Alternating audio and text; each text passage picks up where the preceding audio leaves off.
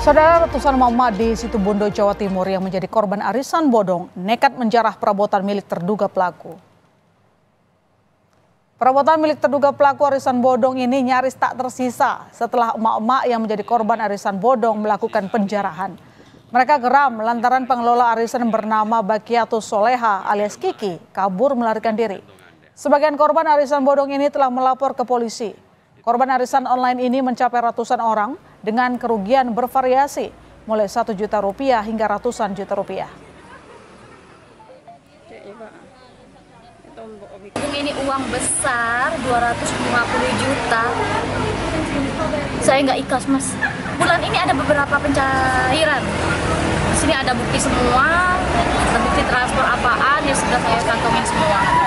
Tapi sampai saat ini belum ada itikat baik dari dia. Apa kabur atau seperti apa? Kabur. Viral di